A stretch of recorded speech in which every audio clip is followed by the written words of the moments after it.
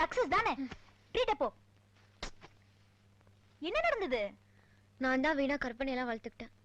கொஞ்சம் புரியும்படியா சொல்றியா? சுரேஷ் வந்து என்ன லவ் பண்றதா சொன்னான். சரி, அதுக்கும் என்ன சம்பந்தம்? சுரேஷ் லவ் சொல்றதுக்கு முன்னாடி கதிர் கிட்ட போய் நீயும் ஸ்வேதாவும் லவ் பண்றீங்களான்னு கேட்டிருக்கான்.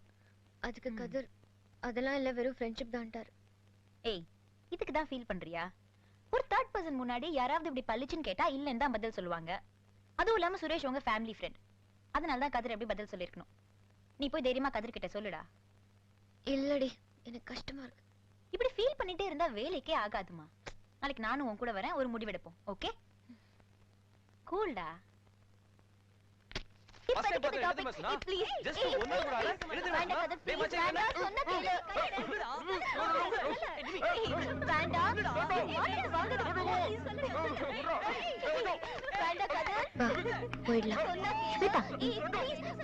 பாத்துட்டாங்க, போனா நல்லா இருக்காது.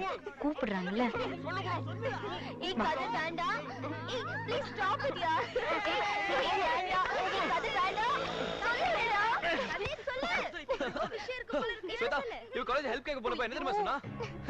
என்ன லவ் பண்றேன்னு லவ்வா? ஆமா ஸ்வேதா, இவதான் ஃபர்ஸ்ட் கிட்ட ஐ லவ் யூ சொன்னா. டேய் சொல்றே இல்லையா? நான் எஸ்கேப் இல்ல. இவ ஐ லவ் யூ சொன்ன உடனே நான் முடியாது சாரின்னு சொல்லிட்டேன்ல. அப்புறம் என்ன? யூ பேஜ் கேட்டு இருந்தா இன்னொரு தேவதாஸ் மாதிரி தாடி விட்டுக்கிட்டு எந்த மரத்தடியோ நாய்க்குட்டி விட உட்காந்துருப்பேன். அன்னைக்கு கிட்ட ஐ லவ் யூ சொன்னாலா? இன்னைக்கு அவளோட மேரேஜ் இன்விடேஷன் கொண்டு வந்து நீட்டா. உங்களுக்கு கல்யாணமா? எஸ். அதுக்கு தானே ட்ரீட். ஹே மச்சான், ஹே ரெண்டு பேக்கெட் நிமி இதான் ட்ரீட்னு சொல்லி எங்களுக்கு குருமா கொடுத்தா நாங்க சும்மா விட மாட்டோம். உன் கல்யாணம் அன்னைக்கு பெரிய ட்ரீட் கொடுத்தா சுத்த. ஓகே பீர் மச்சான் பாத்துங்கடா. சரி டைம் ஆயிடுச்சு, நான் கிளாஸுக்கு போறேன். ஸ்வேதா, உங்களுக்கு கிளாஸ் இருக்கா? இல்லையே. அப்போ நீங்க நிமிக்கு சென்ட் ஆஃப் கொடுத்துருங்களே, நான் ப்ரொஃபசர் போய் பார்க்கணும். Okay? Thank you Shweta. Okay Nimi, கல்யாணத்தை பார்க்கலாம். புக்கடா. என்ன மச்சான்? ஓகே பாய்ஸ், நீங்க என்ன பண்ணுங்க? பை பை பை பை மச்சான். அப்புறம்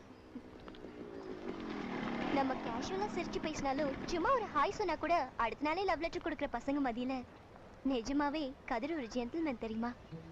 முதல்ல நான் தான் அவர்கிட்ட லவ் சொன்னேன். ஆனா அவர் தெளிவா சொல்லிட்டாரு, ஒண்ணு மட்டும் இல்ல, என் சூழ்நிலைக்கு என்னால யாரையுமே லவ் பண்ண முடியாதுன்னு. அவர் சொன்னதை அவர் கரெக்டா ஃபாலோ பண்ணிட்டாரு. நான் தான் வழி இல்லாம கல்யாணம் வரைக்கும் வந்துட்டேன். கதிர் இங்க வந்ததுக்கு அப்புறம் மாறிடுவாருன்னு நினைச்சேன். ஆனா அவர் மாறவே இல்லை. ஒரு தடவை நான் இங்க வந்தப்ப கூட பசங்க சொன்னதை வச்சு நீங்களும் கதிரை லவ் பண்றீங்களோன்னு நினைச்சேன். அதுக்கப்புறம் தான் அது தப்புன்னு தெரிஞ்சுது. கதிர் யார்கிட்டயுமே ஃப்ரெண்டுங்கிற லிமிட்டை தாண்டினதே கிடையாது, தாண்டவும் மாட்டாரு.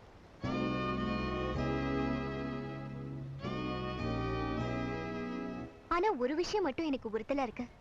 நம்ம யாரையாவது உண்மையா நேசிச்சோம்னா அவங்கள எந்த வகையிலையும் கொஞ்சம் கூட கஷ்டப்படுத்த கூடாது. ஆனா நான் கதிரை உண்மையா நேசிச்சும் அவர் மனசை புரிஞ்சிக்காம லவ்னு சொல்லி பாவம் ரொம்ப கஷ்டப்படுத்திட்டேன். இன்னைக்கு வரைக்கும் அதை ஏன்டா சொன்னோன்னு நினைச்சு வருத்தப்படுறேன். சாரி, நான் பாட்டுக்கு என்னோட ஃபிளாஷ்பேக்கு போயிட்டேன். இந்தாங்க, கண்டிப்பா வரணும். வரேன். பாய் பாய் பாய்.